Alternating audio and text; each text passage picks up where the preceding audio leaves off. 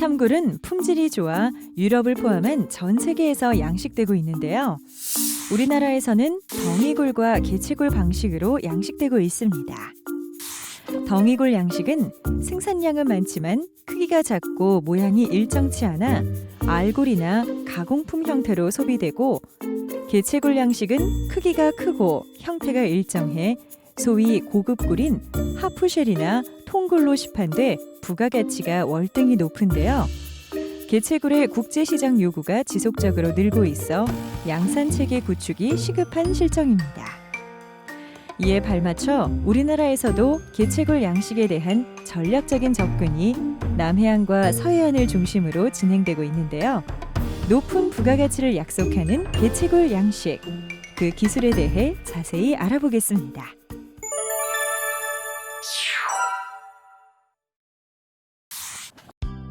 우리나라 굴 양식은 남해와 서해에서 이루어지고 있는데요. 남해안 개체굴 양식은 물속에 넣어 키우는 잠수식이며, 서해안 개체굴 양식은 조간대의 갯벌 위에서 키우는 노출식입니다. 두 가지 방법 모두 종묘 생산과 초기 종묘 관리는 공통적이지만 본 양성에서 뚜렷한 차이를 보이는데요. 먼저 개체굴 양식에 필요한 종묘 생산 기술부터 알아봅니다.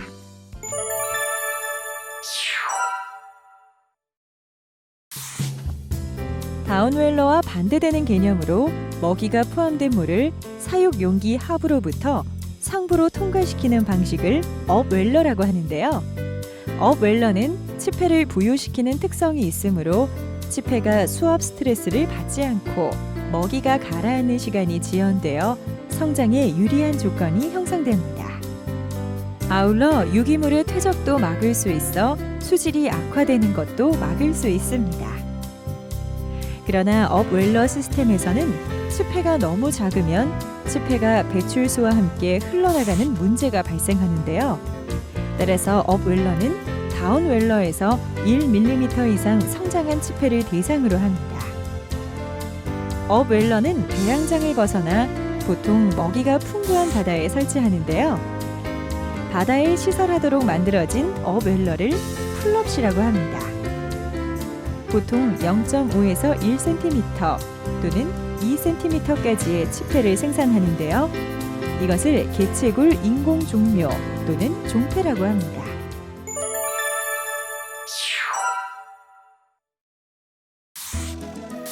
남해안 잠수식 개체굴 양식은 개체굴 전용 사용 용기에 종묘를 넣고 기존 수와 연줄에 매달아 키우는 방식인데요. 보통 수심 1에서 3m에 위치하게 됩니다.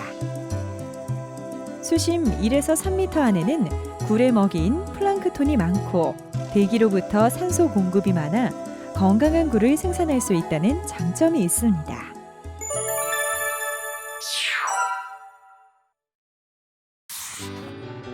개체굴 전용 양성 용기를 양성백이라고 부르며, 양성백은 직사각형, 원형, 오각형, 육각형 등 다양한 형태와 크기로 제작돼 있지만 가로 100cm, 세로 50cm, 높이 10cm 정도의 판상형 양성백이 관리는 물론 수직 다단형으로 사용할 수 있어 편리합니다.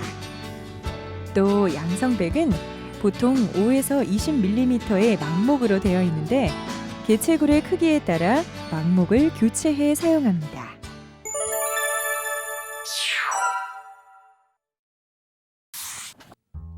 양성백당 개체굴 수용 밀도는 양성백의 크기, 굴의 성장 단계, 어장의 생산성과 부착 생물의 정도, 어장의 기능성 등에 따라 크게 달라지는데요. 다양한 연구 결과를 통해 볼 때 가로 100cm, 세로 50cm, 높이 10cm의 사각판형 양성백의 경우 20에서 40kg의 개체굴을 수용할 수 있습니다. 또한 중간 육성을 위한 사용 밀도는 각고 3에서 5cm의 경우 약 5kg, 5에서 7cm인 경우 5에서 8kg 정도가 적당하며, 3배체의 경우에는 성장이 빠른 점을 감안해 사용 밀도를 약간 낮춰주는 것이 바람직합니다.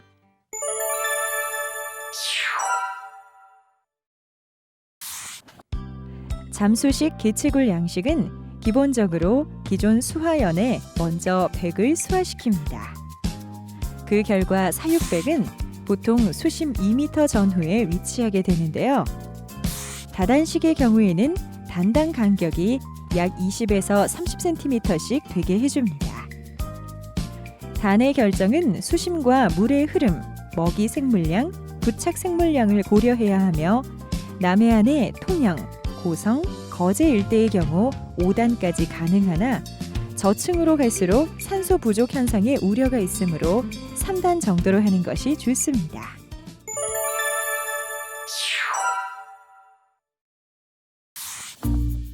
개체굴의 품질을 결정하는 요소는 비만도와 형태 지수인데요. 비만도의 경우 일반적으로 덩이굴보다 우수하지만 어장 관리 방법에 의해 달라질 수 있고, 형태 지수의 경우에는 권장 밀도를 초과할 경우 문제가 발생할 수 있습니다. 따라서 비만도 제고를 위해서는 사육백을 주기적으로 세척해줘야 하는데요. 세척 주기는 계절과 어장 위치에 따라 달라집니다.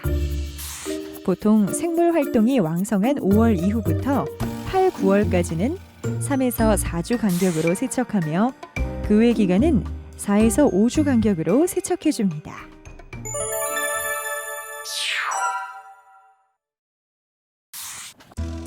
수평방식 개체굴 양식은 갯벌에 양성백을 설치하고 한 개 단위로 분리된 굴 개체를 넣어 키우는 방식인데요. 사용되지 않은 갯벌을 이용할 수 있으며 따로 사료를 공급하지 않고 바닷물에 있는 플랑크톤을 먹이로 양식하기 때문에 환경 친화적이라는 장점이 있습니다.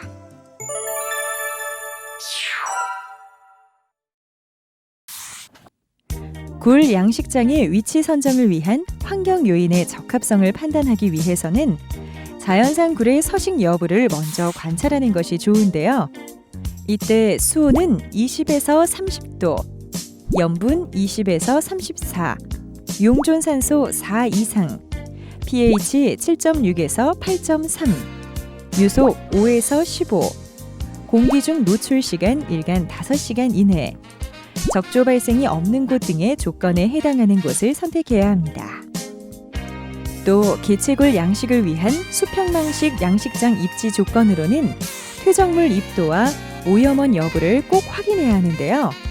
퇴적물 입도는 사역질, 산이질 등이 적합하며 펄질의 경우 수평방식 시설의 침하가 빠르게 일어나고 작업이 불편하므로 피해야 합니다. 그리고 양식장 주변에 배수 유역이 위치하고 있는 오염원, 즉 하천 및 하수구의 수 또한 고려해야 하는데요. 개체굴은 주로 생굴 형태로 판매하는 만큼 식품으로서의 안전성이 확보되어야 합니다. 따라서 인근 지역에서 유입되는 배출수에 직접적인 영향을 받지 않는 곳이 안전합니다.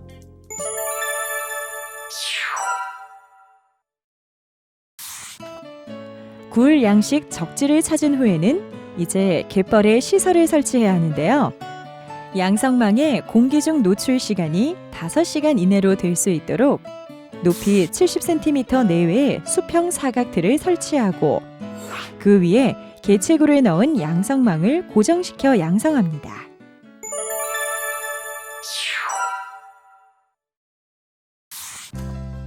수평방식 개체굴 양식에 쓰이는 양성백은 최초 납작한 직사각형 형태로 개발되었습니다.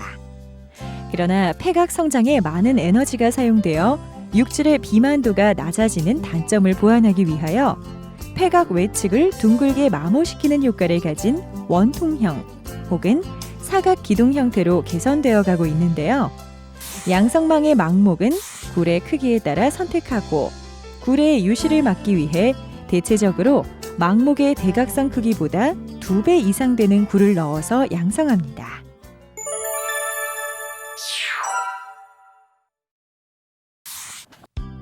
수평방식의 경우 개체굴이 매일 공기 중에 노출되는 시간이 있어 환경에 대한 스트레스를 지속적으로 받게 됩니다. 하지만 공기 중에 일정 시간 노출시키는 방법은 폐사율이 낮은 단련굴을 만드는 방법으로 이용되기도 합니다. 이처럼 지속적인 환경 스트레스가 있는 만큼 서해안의 수평방식 양식은 남해안의 잠수식 방법에 비하여 낮은 밀도로 양식하는 것이 좋습니다. 따라서 일반적으로 수평방식으로 개체굴을 양성할 때 가로 50cm, 세로 80cm 양성망에 각고 5cm 기준 200개체의 밀도로 수용해 양식합니다.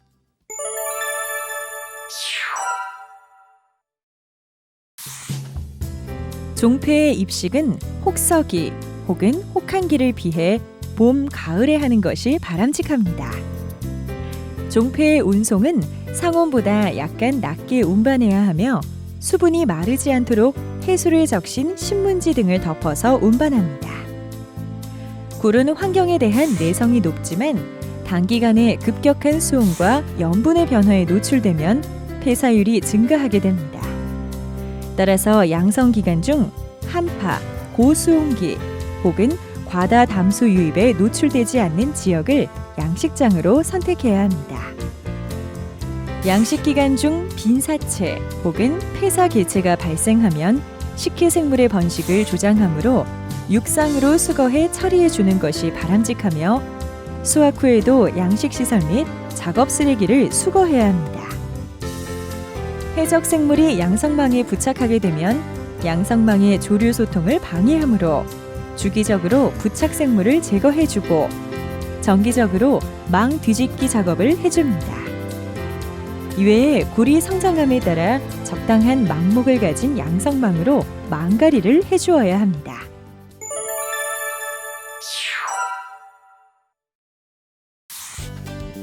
수평방식 개체굴은 12개월 이후 수확이 가능한데요.